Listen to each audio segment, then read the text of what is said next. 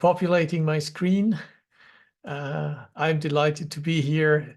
It's an impossible topic. It sounds, pretentious and preposterous even to think one could contribute much in the brevity of time and in the, looking at one's own way of holding this. Yeah, it seems so glaringly obvious that whenever talking about things like upekkha, equanimity, that the first thought is obviously the poignancy, the the poignancy of one's personal lack in that virtue, and the question is, either are you enlightened and then you're out of the game? Are you painfully aware where you're not equanimous, or are you too inflated and too ignorant to even admit it? Yeah. Mm-hmm. So these, I think, are the three options when meeting teachings on conflict, but also teachings on equanimity. Let me, before we go into the weeds, take a moment to welcome you all in wherever you are. I would assume that you're scattered quite a bit over the globe, that your lives and your situations look quite different. And I don't want to presume that I have any idea where you come from, what you bring to this, and what the reality of your life looks. So obviously I'm biased. I am situationally settled in my own skin, in my own place. I have traveled and seen a bit of the world, and I have seen ignorance arise and seize in my own mind. Please take whatever I have to offer with the spirit of generosity. If what I say is not helpful, be equally generous. Forgiving, and just rest assured it comes with good intention. It is not always aware of its impact, and it is obviously coming from a particularly incarnate position. This is a male body. This is a white perspective. This is a 60-plus-year-old European talking here, and this may not be your reality, and I may not understand your reality. Yeah, I may not have an intricate awareness even or skill in addressing what takes place in your life. So you will have to translate either way. You will have to translate, and I would request from you that you do that as gently and as skillfully as possible. I'm gladly offering well-intended perspectives, but obviously they're uncooked. Yeah, I'm all too aware of this, and they're biased. I'm also to some extent aware of this, and to some extent probably not, as is in the nature of biases. I would love to invite you to just sit with me for a moment and to see whether we can arrive on the same page as human beings seeking the contemplative depth of this mind. Yeah, so much of our focus, so much of our mental activity is reaching out and is dealing with things, dealing with issues, tackling, managing, handling. And this is a deep conviction, need to practice stillness. We need to learn the holding of our own disquiet in more profound ways. So let us, without further ado, try to do some of this. And I'd like to invite you to make yourself as comfortable and upright as is possible, and practice the crux of this paradoxon, to be both relaxed and to be upright, to seek acknowledgement of the realities of gravity and of the remarkable resilience of a human organism to stand up to sit up to gravity, to align, to orient in space, to hold strangely contradicting sensations in the same mind, in the same heart, in the same body.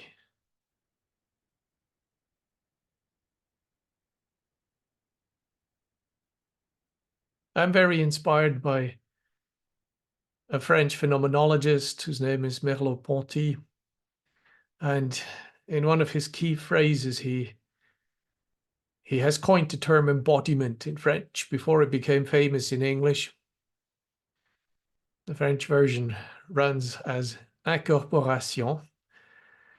So he says that the human being is enveloped in a world in the same way the human heart is enveloped in the body. This is a paraphrase.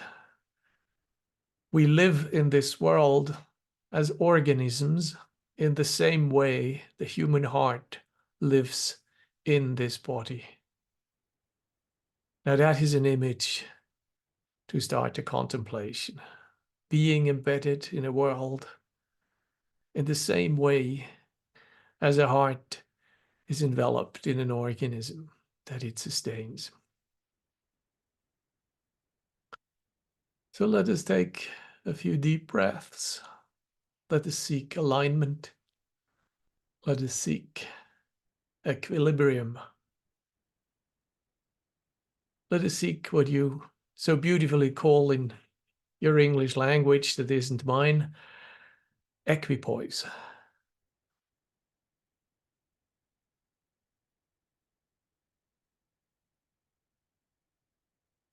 And as is often the case in seeking balance, we meet imbalance. In seeking equipoise, we meet that which doesn't sit easily. So let us see whether we can widen our heart, lower our thresholds for comfort. Let us seek the okayness of things, even though suboptimal. The part in me that says, this is doable, this is safe enough, stable enough, warm enough.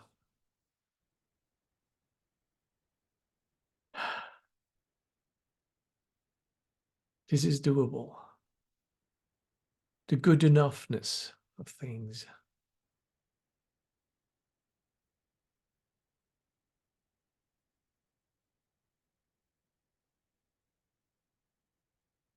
In Thai language, you have a term for this. It's called Kwam Po. I only found out many, many years after having become a monk that this actually is the equivalent of a Buddhist virtue called santuti, contentment. But it's not a contentment of saturation. It's an acknowledgement that something has reached the good enough level of things. And it seems that we often raise the bar higher than good enough. Much of my suffering comes from having a bar way higher than good enough.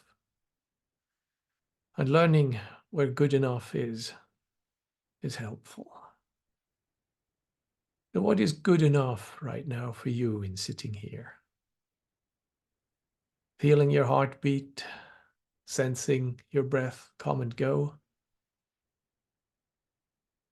Feeling the weight distributed across your buttocks, your legs, maybe a cushion, maybe a chair, a bench.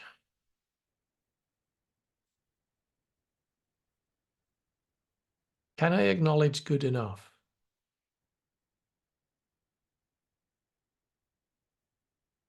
Can I even notice good enough? So much of our training focuses on deficiency, the lack, the want, the discrepancy, the not good enough.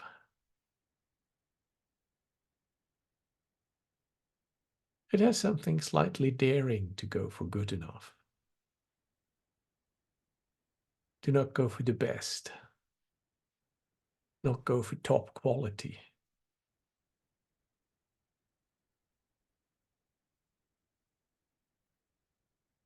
So, a good enough body, a good enough mind, a good enough environment, a good enough posture, good enough health, good enough vitality, good enough comfort, good enough well-being.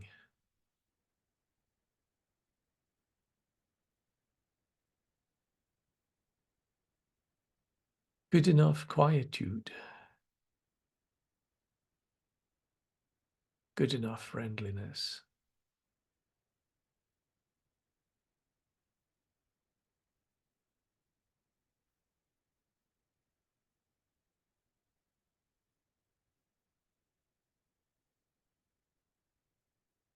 good enough teacher, not the Dalai Lama, but let's give him the good enough crowd.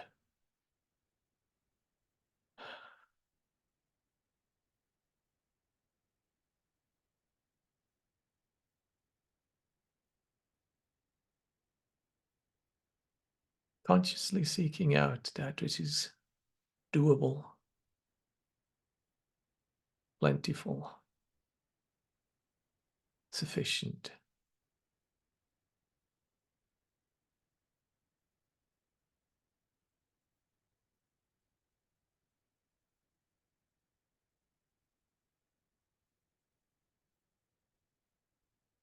What is a good enough breath? What is a good enough heartbeat?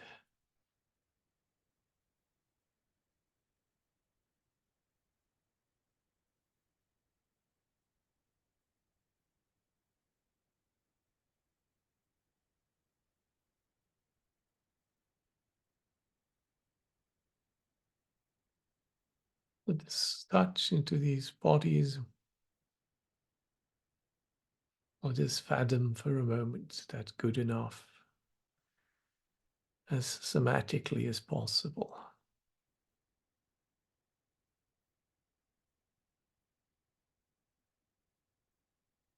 And if your life or any of the qualities mentioned is not good enough, by all means, do not feel compelled to make it better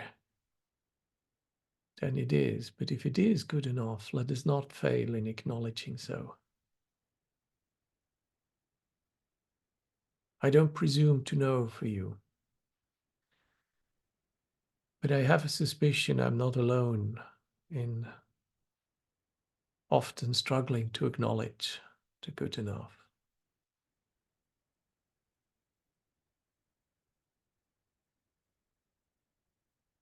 So let us breathe in, feeling the anchor of our sensations connected to breathing. And let us attend to the sensations that serve as our anchor for attentional stability. And see whether we can sustain our attentional focus on these sensations as they arise, as they fall away, as they return, increase, subside. Come again. Nourish and then depart.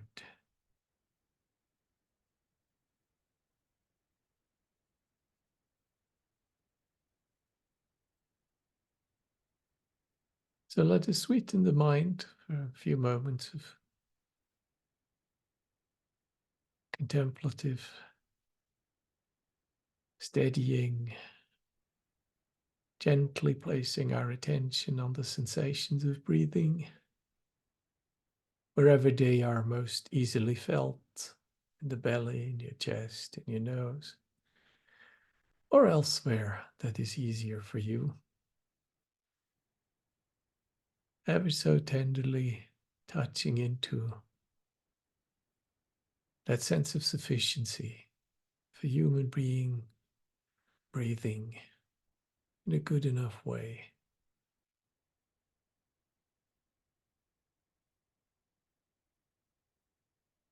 Not to settle in amazement that this is possible, that we actually can be content. If we allow ourselves to tap into sufficiency.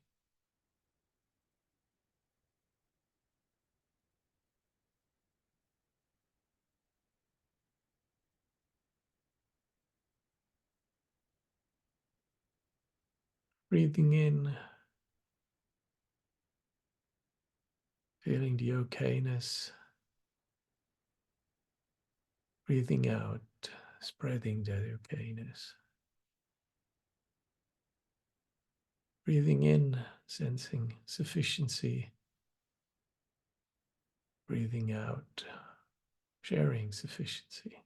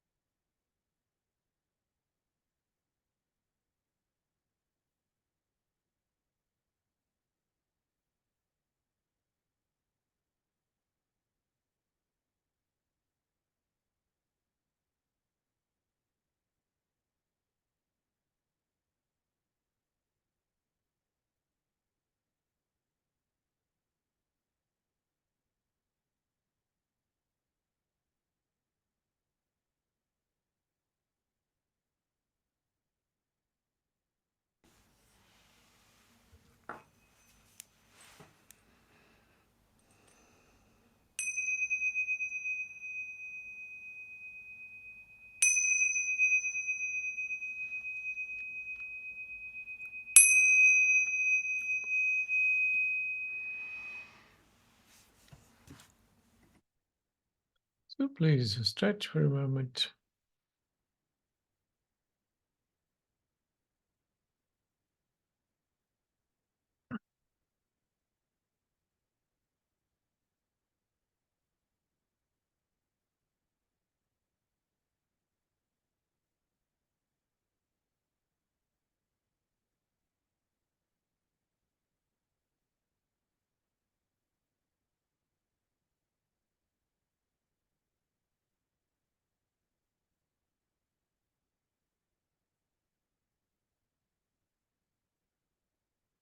So I'd love to indulge your attention for some thoughts that I would like to share with you. These are thoughts on the uncomfortable themes of conflict, of dissonance, of incompatibility, and um, our psychological and behavioral responses to them.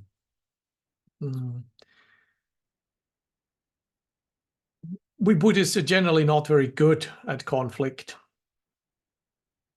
Half of us are likely introverts and have tendency to, extol the virtues of peacefulness, harmony, acceptance, compassion,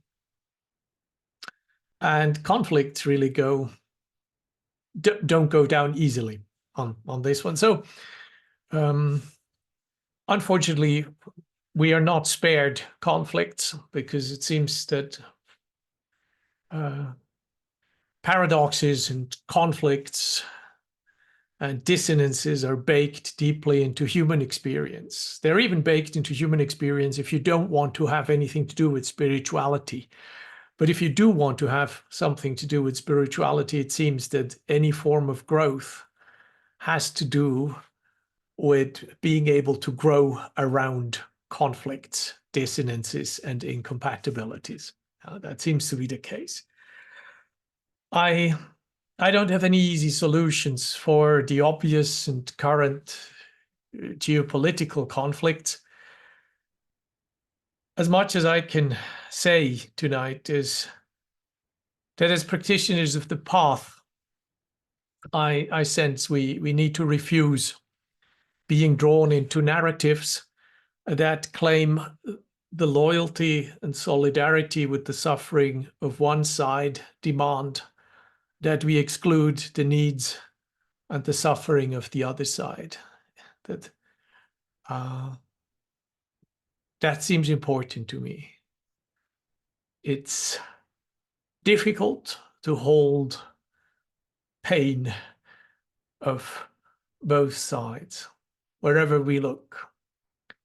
We find that usually already difficult at the breakfast table. A simple bout of anger diminishes our faculty of holding our interlocutors and allowing them to be human beings. The more angry we get, the more narrow our perceptions tend to become, the more caricaturesque our immediate impressions of somebody with whom we're in conflict seems to become. And the more incapable we seem to be to even hold the memory that this person was something else just a few moments ago or at some other point in time. Yeah. If you look at what happens to a mind in anger or in conflict mode, it's quite staggering to see what limitations we impose on ourselves cognitively, affectively, even mnemonically. We are profoundly impaired. Any sober investigation of what happens to a human mind and a human heart when it is in conflict mode then is staggering. Yeah, it's staggering. The pathology is staggering, even at the breakfast table level. Yeah. Now, it appears that much of our growth has to do with our willingness and our ability at holding and meeting paradoxes and conflicts. Yeah. Paradox is easy.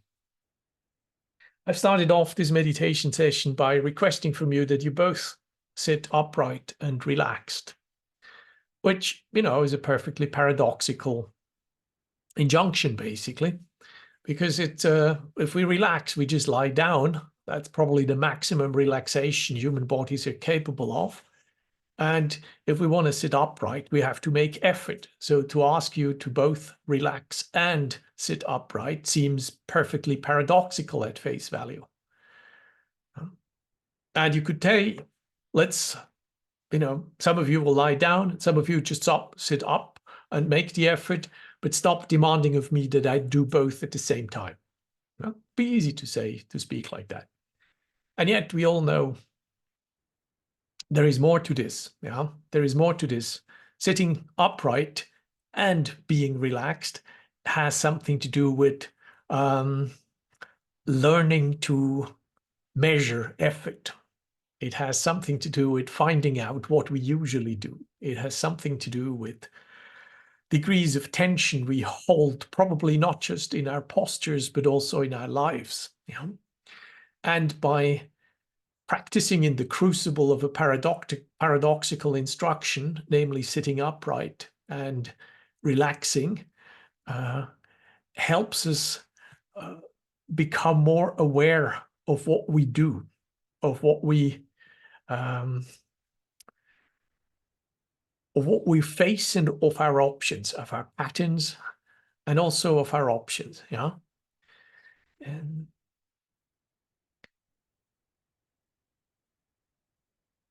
there's something to be learned in our lives about balance between effort and exertion, and relaxation, between the necessary and the unnecessary degrees of effort and relaxation, about the economy of the meeting of a human organism and the realities of gravity. There's something to be learned in that. And I cannot learn that just by lying down, and I cannot learn that simply by maximizing my effort. Yeah, I hope you're agreeing with me on this part. And the paradoxical instruction to do both takes me into the territory of having an apparently conflicting instruction that makes me aware of a process in which I actually have considerable say, in which I can seek balance, in which I can seek acknowledge imbalance, in which I can touch into patterns of holding, into patterns of surrendering. Yeah. And that is precious stuff. Yeah. Some learning takes place there, not just about me sitting upright, but about me in life, and about how I hold this organism, how I hold this heart and mind in life. Paradox comes from ancient Greeks, and it means contrary to expectation. It means that which is counter to the generally expected. Yeah. And that's something we meet a lot with. It seems that at the best, these paradoxes and the conflicts they bring us in, at best, they give us some degree of discomfort. Obviously, there are way worse forms of escalated conflicts, but at best, conflicts give us some form of discomfort. Obviously, there are many forms of conflicts: inner conflicts, outer conflicts. There are conflicting values and objectives. There are evaluation conflicts. There are conflicts of distribution. There are relationship conflicts. As Buddhists, we have generally more to say about inner conflicts than about outer conflicts, to be honest. Buddhist teaching has obviously put the accent, the stress in conflict resolution in the own heart. And I think that's probably correct. I sometimes wish we had a little more practical outward tools. But Buddhism, by its many virtues, has a lot to say about epistemology. It has a lot to say about psychology.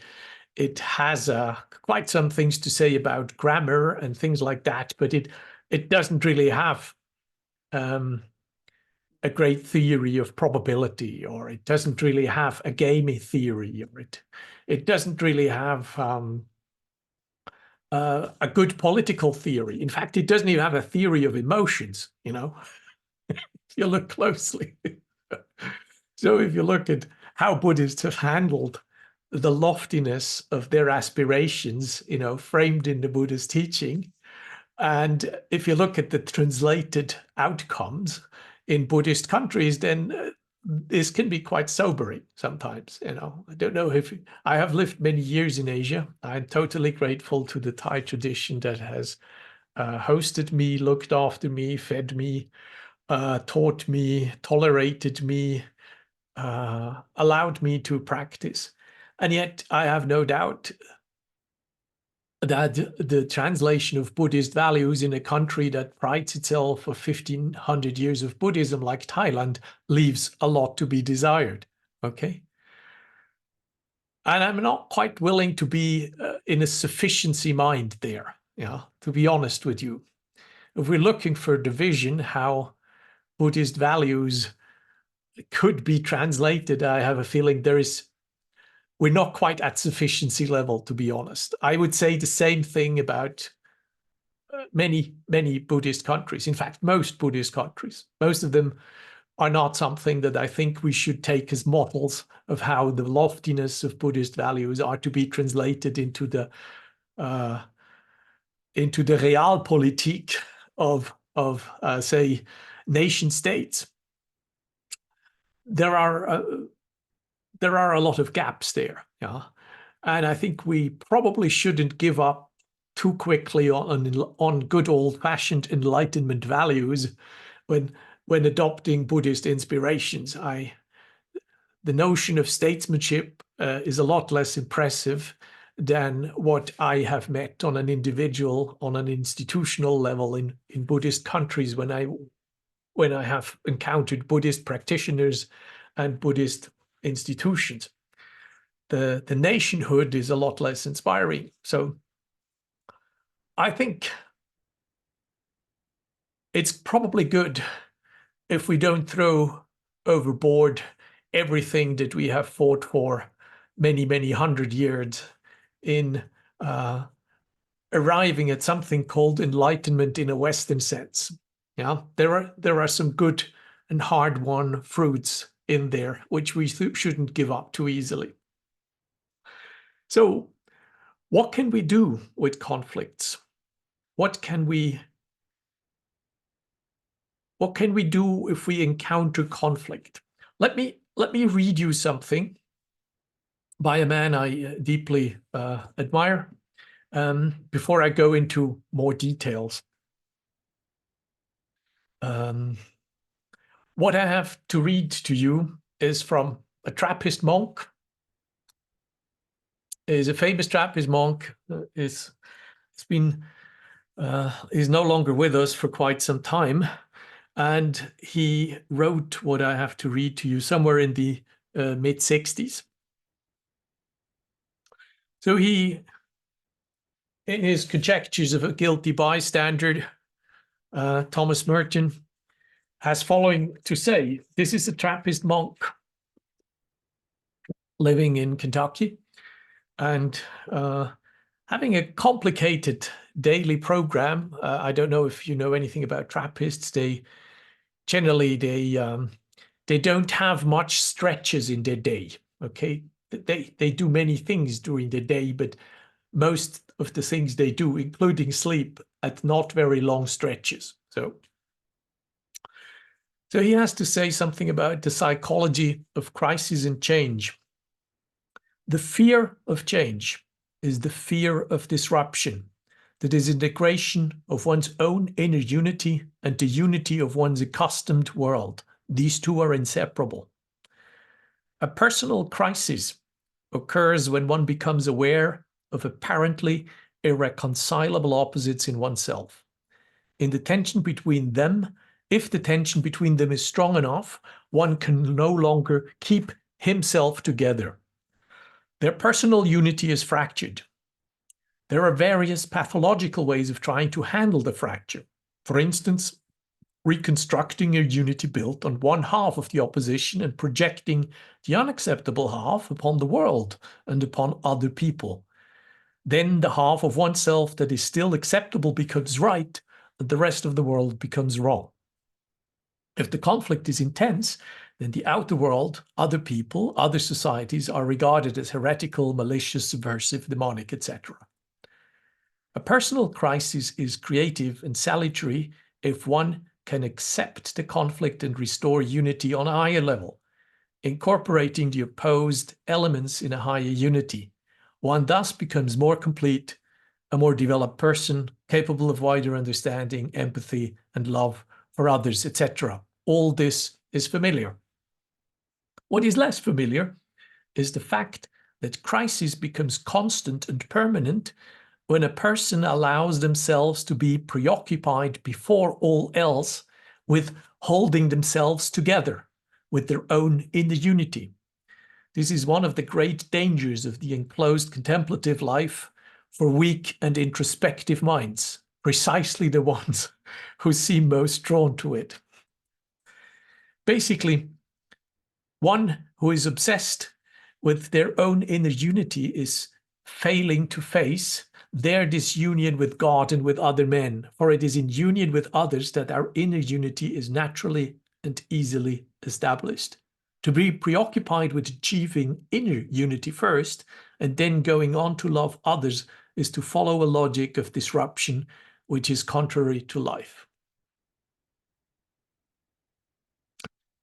I think that sums up quite a bit. I think I've always been struck by this passage as deeply accurate, not just for the encloistered contemplative or for weak and introspective minds, although I'm highly conscious that this is what he self-criticizes here as an encloistered contemplative monk is obviously what we as meditators have to self-criticize and be most aware of. Yeah? The conflict that is that has already taken place before it has been acknowledged. Yeah?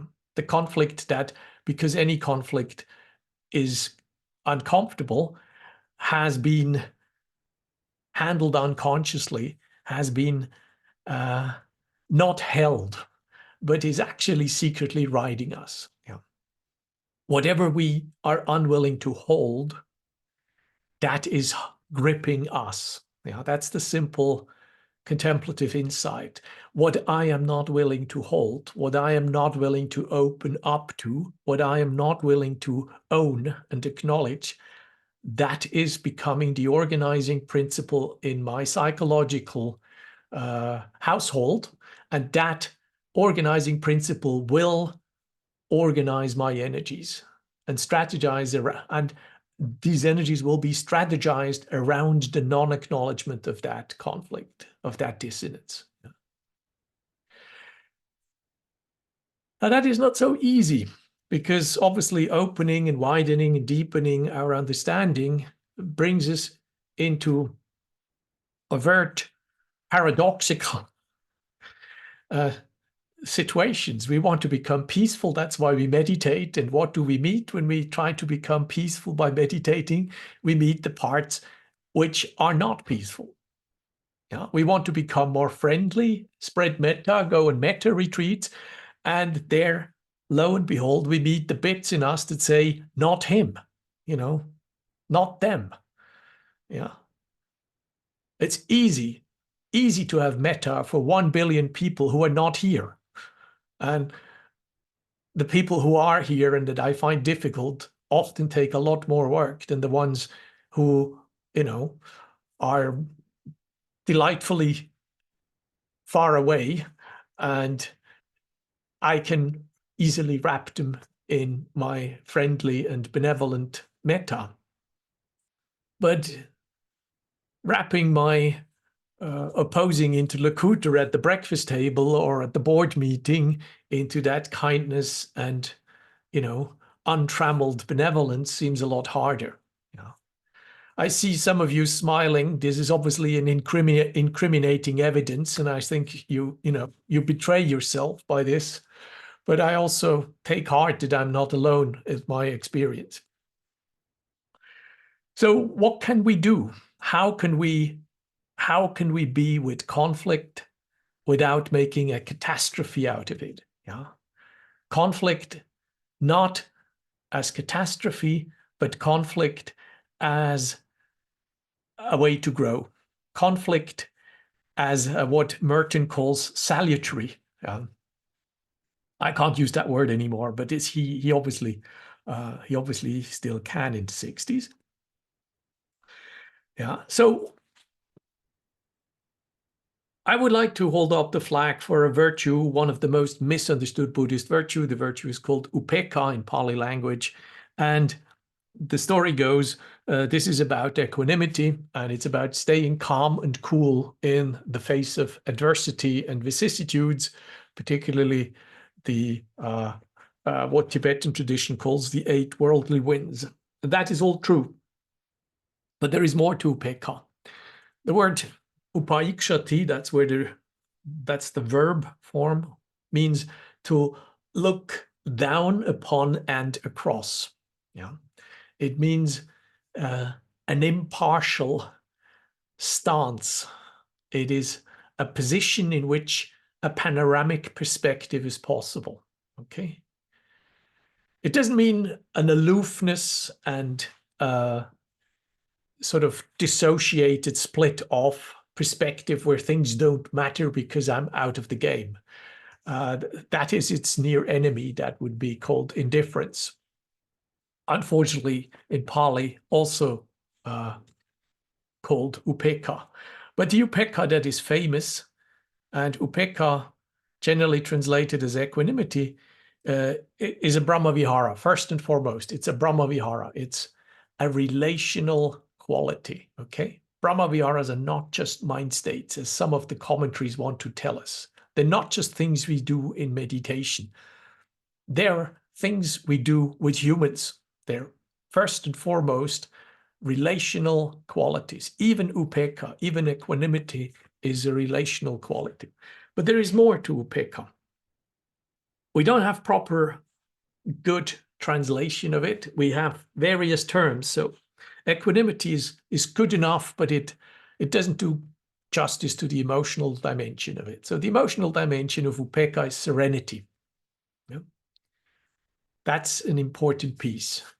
Then there is a less emotional dimension to it, which the Greek sophrosyne covers really nicely.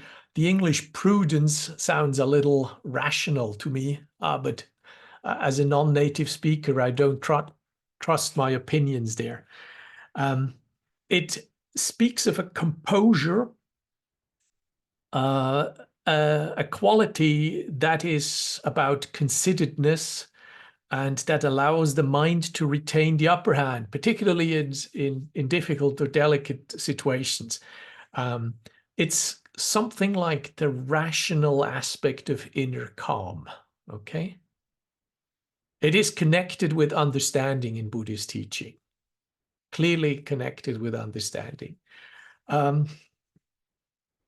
Buddhist tradition has obviously gone to town on upekkha. I can assure you the commentator Buddhaghosa has first elaborated on 10 different forms of it, and then he boiled them down to, I think, 4 different forms. I will not take you there, given the brevity of our moment together. But upekkha is also turning up not just as a form of empathetic resonance that it is as a brahmavihara. It is also an awakening factor. Yeah? And as an awakening factor, it is something that helps us to understand more deeply. Yeah? Bojjhangas, awakening factors, are direct propellants that bring about an understanding that frees the heart. Yeah?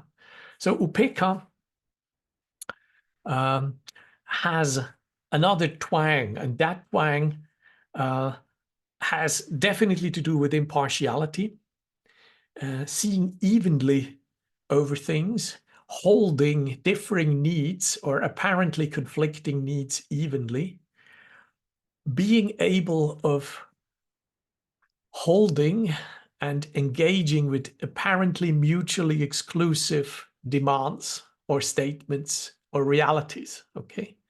Now, this sounds more complicated than it is. One great teacher in this is our body. While it's really difficult in our minds to hold mutually exclusive thoughts at the same time, for our body, it's perfectly possible to hold totally different and apparently contrary experiences at the same time. Yeah, we can sit at a fire and our front half is really nicely cozy, even hot, and our back is cold. Yeah, our body is perfectly capable of holding this apparently contradictory reality in one organism. Yeah, one front part is hot and one back part is cold because there is no fire there.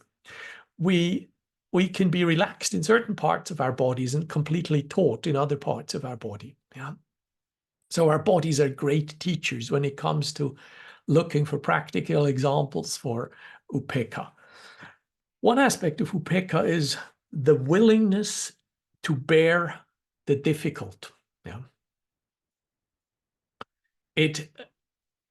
Upekkha is not just serenity, it's not just empathetic resonance and calmness, it's also that we don't give up. Yeah. Cultivating an availability for engaging with others and with tasks, a willingness to hold what is difficult, what is painful, what seems unresolvable. Yeah. This is a powerful aspect of upekkha that I don't hear enough mentioned. It translates quite clearly into a huge benevolence and humanity with others. It translates not just into compassion, but it translates into liberality and open-handedness. It translates into not giving up, not writing off others. It translates into being able to attend, to not lump it in, to not write off. It translates into building relationships beyond mere sympathy. Yeah. And mere affection. It's not just about being cool and untouched and unfazed and unflapped. As desirable as this may seem, it is very desirable to somebody like me. Yeah?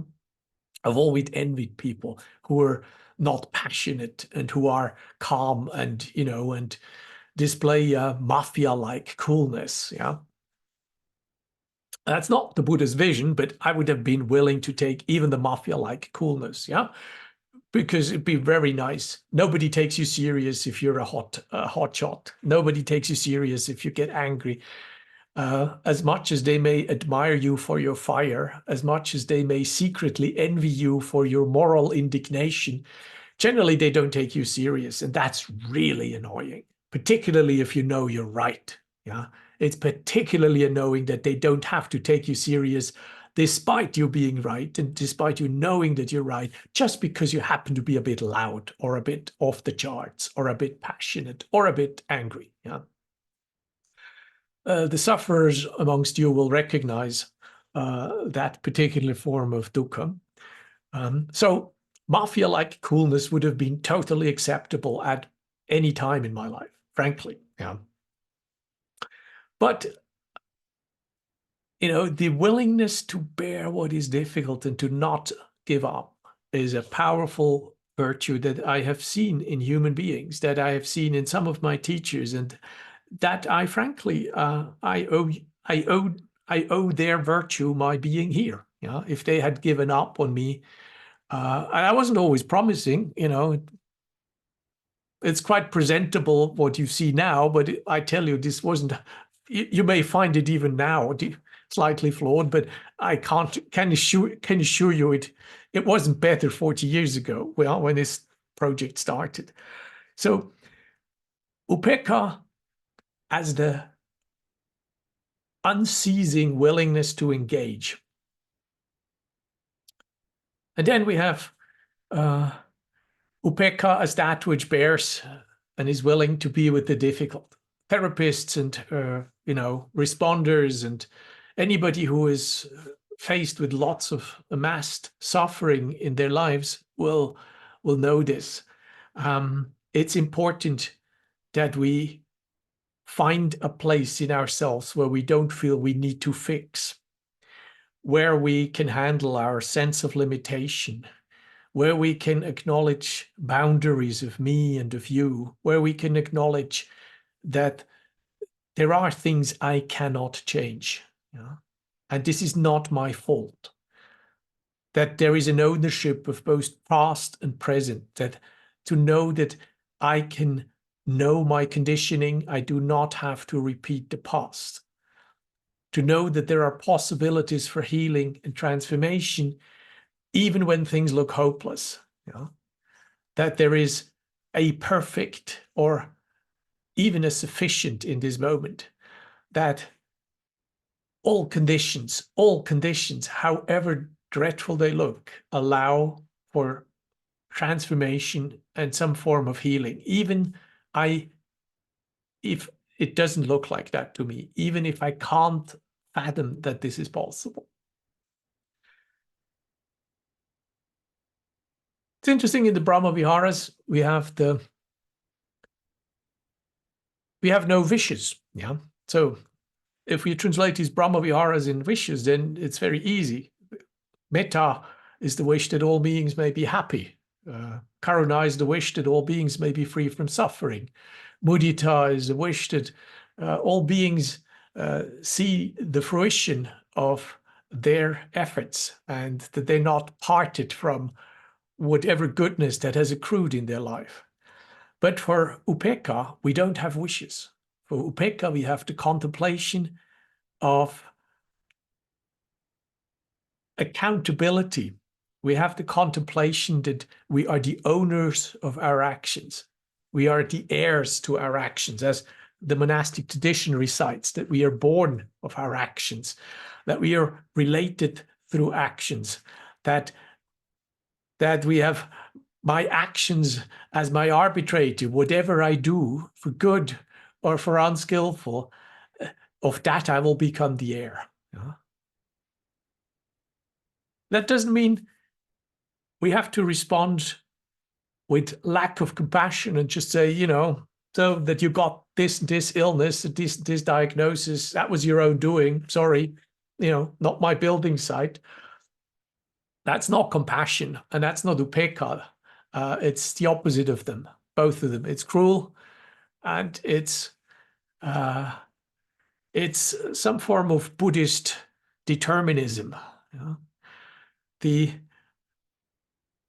process in which actions form and create the worlds which we inhabit and the patterns by which we engage with this world are complex. They cannot be reduced to a simple causal, monocausal connection. So don't let yourself be told this, even by Buddhists. I've heard Buddhists say very strange things, trying to explain the relationship we have to our actions. I would like to suggest something for contemplation and end my little piece here, acknowledging that we're just scratching on the surface, but I hope you have heard the encouragement to not just acknowledge conflicts or grudgingly put up with them, but actually see the experience of conflict as a chance to deepen into another level of our unacknowledged holding capacity. I'm very inspired by a teacher.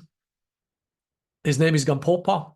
He's not exactly a Thai forest monk, so I haven't grown up with him. I haven't received any formal instructions, but his teaching is so straightforward and so clear. He's a man, he's the third in a sequence of Tibetan teachers that begins in the 11th century. And he has framed something that is often recited as a wish. And let me recite it in a common form in which it is generally recited in the Tibetan tradition as a wish, as a prayer of wishes. Yeah. It runs like this.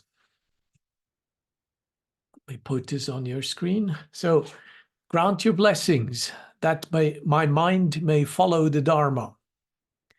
Grant your blessings that the Dharma may become the path. Grant your blessings that the path may dispel delusion. Grant your blessings that delusions may dawn as wisdom. I read you another translation. Grant your blessing so that my mind may turn towards the Dharma. Grant your blessing so that it is the Dharma along which my path may progress. Grant your blessing so that my path may clarify my confusion. And grant your blessing so that the confusions may dawn as wisdom. I think this is an incredibly simple and an incredibly terse and beautiful way of requesting one's heart to pick up the scent, yeah, of the path, to follow that path so that that path becomes one's own path. It's a gesture of surrender, that treading that path. And remember, the term path in the Pali language is very beautiful. It says placing one foot in front of the other. It's not a path. It's not a shining, luminous path ahead that I just have to walk down the road. It's me placing one foot in front of the other. That's what the word patipata means in Pali. So that my path may progress along the Buddha's path. And in putting one foot in front of the other, that following this path may clarify my confusions. And not enough, that all my confusions actually may transform into wisdom, that I may learn something of my confusions, not just get rid of them, but learn something. In a way, I grow around a conflict and become more than the opposing polarities in that conflict. So let me end here and take a few breaths. If you find Sangha life, what we do here, what we investigate here, useful, I am grateful if you support this organization, if you support this teacher and find ways of helping to continue this. This is what I do. This is not my hobby. This is my livelihood. I'm a Dharma teacher, and it's an immense privilege to continue a tradition in which the people at whose feet I have sat have not sent me bills. You know, I would not have been able to follow their teachings if they had started sent me bills or asked for my credit card details before opening their mouth and letting me sit at their feet. So I am here because I have received immense generosity from teachers and from people who supported me as a practitioner.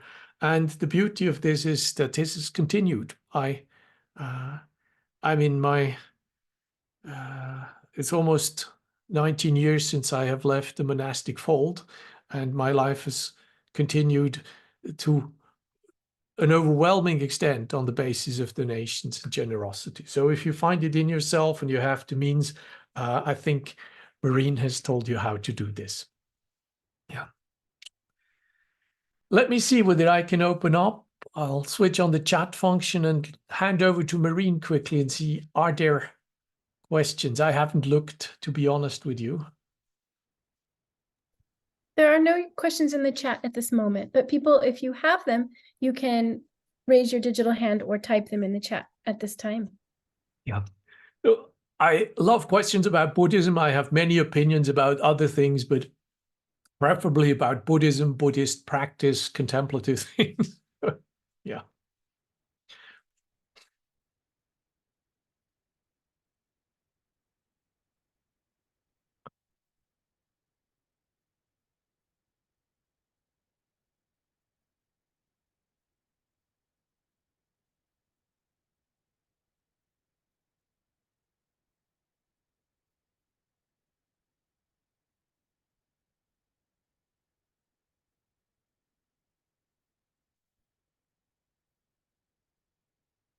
There is a question in the chat asking, where else do you teach?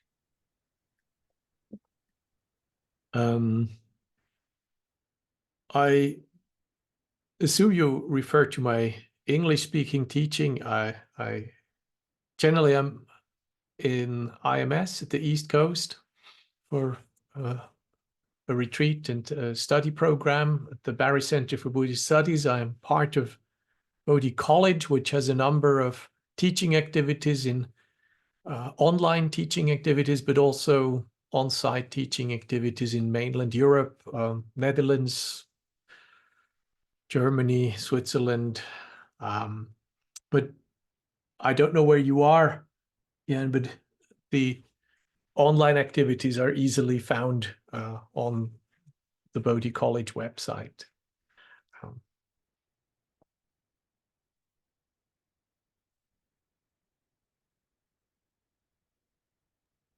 There's somebody, let's see, I'm reading the chat.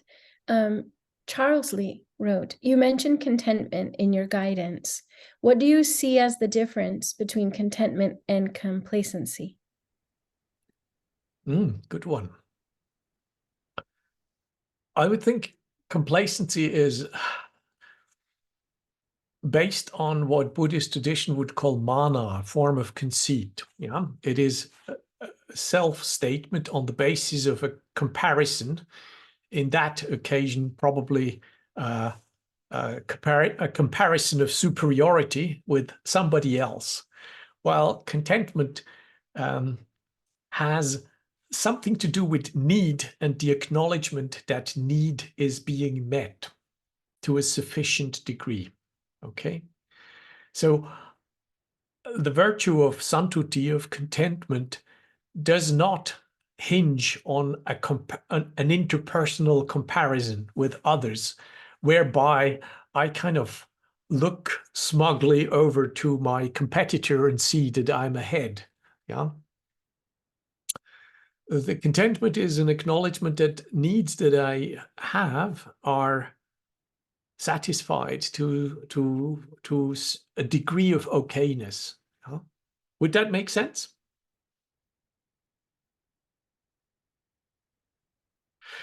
You know, Upeka is a good guide in there.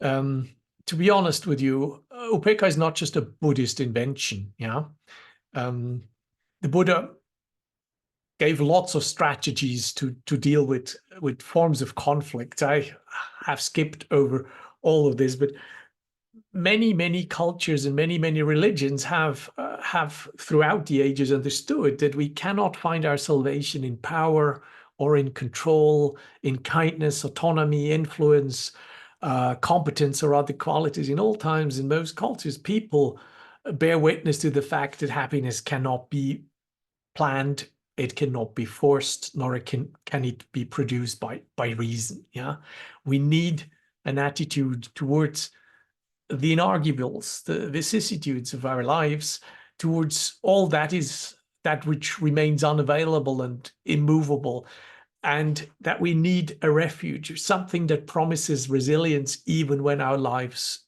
derail. Yeah, and the quality of recognizing your needs are met, recognizing there is an enoughness in most of the things we experience. You know, there are some strange things which don't give us a sense of enoughness. Money is one of these things. It seems, you know, while we need about something under 20% of oxygen in the air, and more is not better. It makes us drunk, you know, if our atmosphere has more than that. We realize there is an optimum curve there. Yeah. So for most things in our life, we actually have a clear sense that there is an optimum, and that optimum isn't the maximum. There are only a few weird things like power and money where we have a sense the more the better. Yeah. But you know, size of family, food intake, amount of possessions, we generally have a sense there is an optimum. And when that optimum begins with with reaching sufficiency. Okay, that's where the optimum curve. That's where the optimum part of the curse begins, and we've lost that a little bit out of sight. Yeah. So that will be my somewhat offhanded remark on this distinction. There are two more questions in the chat at this moment. One is by Julianne. Would you like to say a few words specifically about the paradox of boundaries within unity? Yeah, I guess it's important to acknowledge what domain we talk of. You know, when we're talking of metaphysics, then we can speak of unity in that way. When we talk of, say, how much strength do I have? What is my capacity? What is my holding capacity? How many emails can I write a day? How many clients can I see? How big a course can I responsibly hold as a teacher? How much sleep do I need? You know, there will be boundaries. These boundaries are not necessarily totally fixed. Yeah, you may increase your capacity, or there may be days you don't reach the capacity you're familiar with, but there will be boundaries in there. And reconciling with these boundaries has something to do with knowing need. You know, Buddhists are not very good at distinguishing need from greed. Okay, it has taken me 25 years as a Buddhist practitioner just to get this straight, that there is no good Buddhist term for need. Okay, and it's easily distinct, it's easily lumped in with greed. And it may sound, it's better not to need anything at all, and the ideal person doesn't need anything at all. But I'm too much psychotherapist in after all these years, and I have seen too many people pretending not to have needs. And yet what distinguishes need from greed is that you can give up greed and you get away stronger and more resilient, and you cannot give up needs. And if you try to give up needs, something is gonna atrophy at worst, or at least be retarded. Okay, and that distinction between need and greed has something to do with the acknowledgement of boundaries. Okay, I hope this makes sense. There are two more questions now. Does the Christian tradition have anything in common with Buddhism? Asks Melanie B.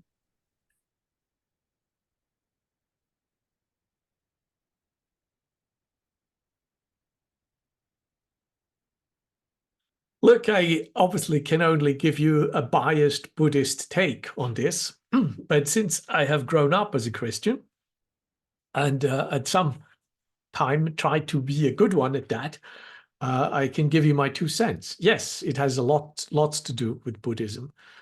Religions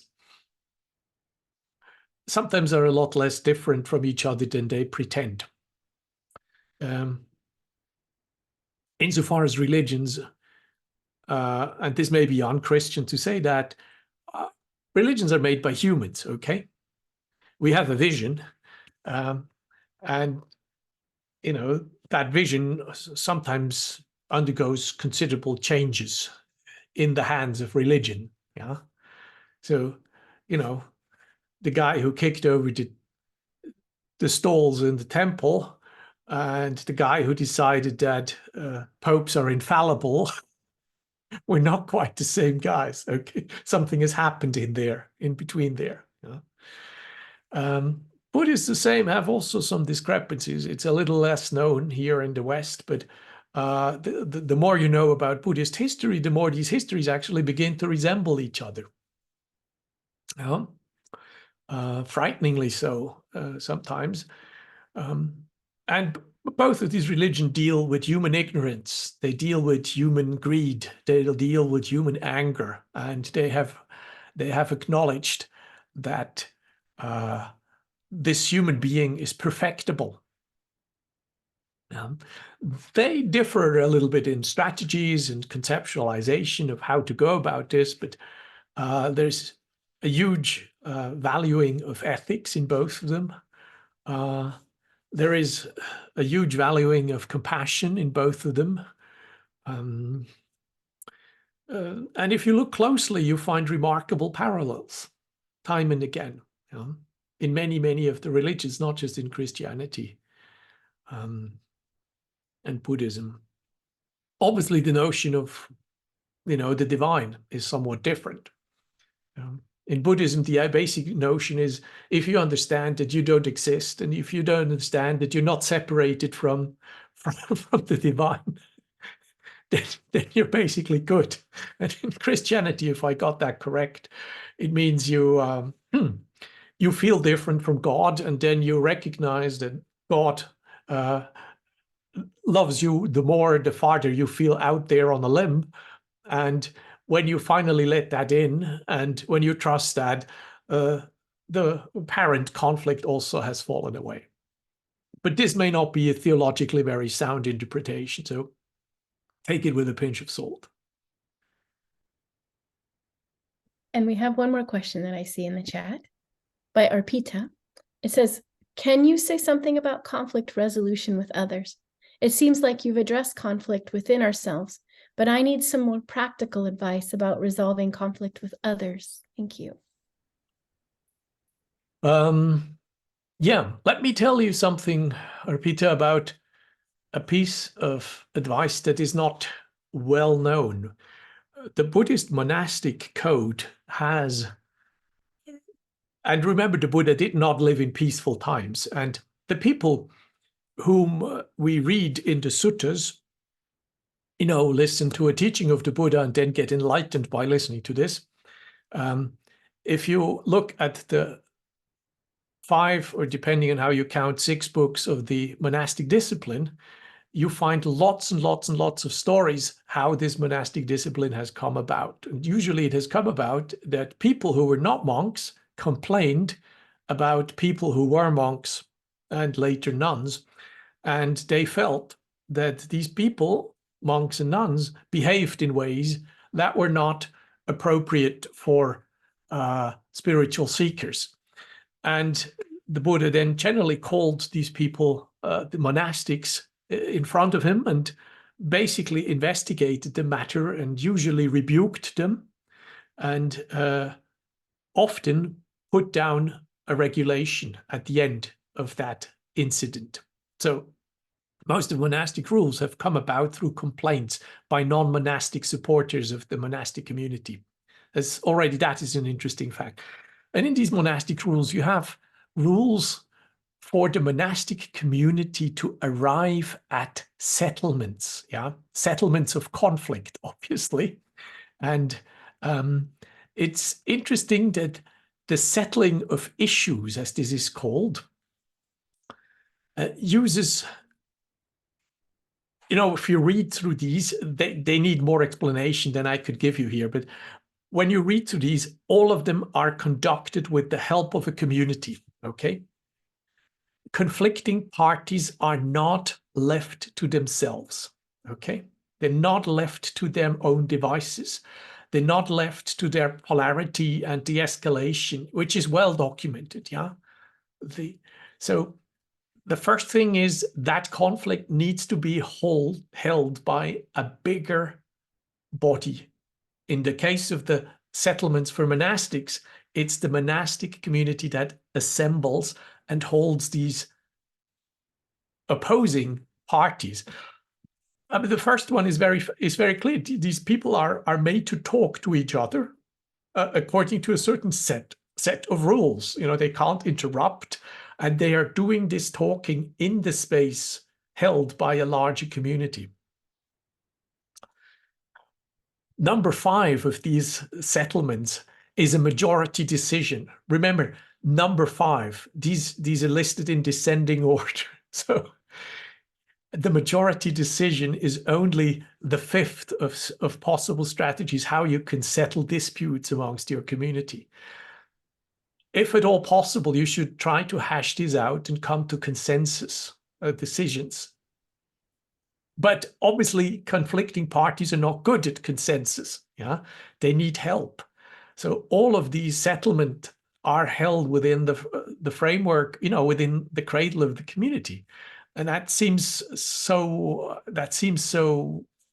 obvious. Yeah. If you do any conflict resolution, generally you need a place where health comes from and holding and safety comes from. There is a lot of conflict resolution skills out there. Generally, mediation comes in very early. And if people have reached a certain degree of escalation, they need to split. The first task is not conflict resolution. The first task is de-escalation. That's very clear to me.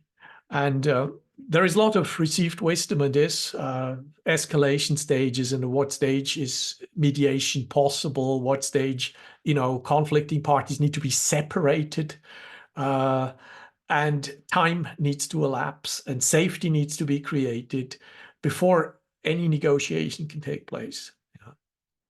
But generally, the conflicting parties are best not left to their own devices. It's helpful if they both meditate, if they acknowledge shared needs and shared values before they go into problem talk. Some strategies help a lot. I've found that for some conflicts, nonviolent communication helps. For other conflicts, it doesn't. Yeah. It's very good to dampening things down. NVC is really good at dampening things down, but it's not so good at if things are not broached. Some part of the conflict is the non-acknowledged conflict. In my books, the non-acknowledged conflict is often more pernicious and more threatening than the open, flaring, acknowledged conflict, because nobody is in doubt about its existence if it's there. But if it's not acknowledged, if we have value conflicts or perceptual conflicts that are not even acknowledged, non-conflict, NVC will not help. Yeah, it just doesn't bring things up. So there is quite some understanding out there, and communication theories, conflict resolution theories. The Buddha himself has at one point given up. When his monks were quarreling, he tried to address them in the famous Kosambi incident, and the monks didn't listen. And basically the third time tried to intervene, they told him to go and meditate and leave them to keep quarreling. And at that stage, he walked out on them. Yeah. And what brought the conflict to a halt was basically the non-monastics, the lay community that stopped feeding the monks. That was what brought them to their senses. Yeah? And the Buddha was walking out on them and spent 3 months away. He said, look, if they're not listening, I can't reach them. I can only teach people who are willing to listen. Yeah. Yeah. Do we have time for Alda? She'd like to come on and ask you a question directly. Please, yeah. Where are you, Anna? There you are. My question is about generating merit. Can you speak a little from the Buddhist perspective on generating merit? Well, there are many ways to do so. The famous ones are the merit through generosity, the merit through ethics, the merit through meditation, and my personal favorite is a lot less famous. It's called the merit that comes from rectifying one's own incomplete understanding. The straightening out of one's views is an interesting form of making merit. But the famous three are generosity, ethics, and meditation. And listening to the Dharma? That, yeah. That would be probably part of the bhavana part, the cultivation part. Yeah. the notion of meditation in the Buddha's day is a lot more encompassing than what we think. We think meditation is sitting on a cushion. But in the Buddha's days, meditation was something that is much broader, cultivation of the heart, and that entails listening to people who have something to say and listening carefully. Both what is said and what the heart resonates with. Yeah. I hope this is an answer, Alda. Thank you for your question. Dear friends, I am conscious that time is upon us. Thank you for your questions. Thank you for your listening. Thank you for helping to hold some of this. I know this is not easy. There are more sweet topics than conflicts and dissonances. And if you forget everything, do not forget Gampopa and do not forget Upeka. Can I invite you to a minute of silence and then we just say goodbye?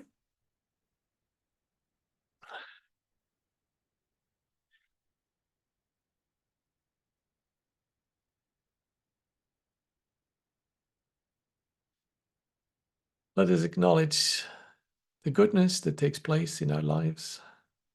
Let us acknowledge our own goodness. And let us share whatever goodness that comes to us, whether as seed or already felt. May this be shared with all living beings, particularly with beings that suffer conflict, that suffer pain, that suffer injustice, that suffer facing unresolvable, immovable, hopeless situations.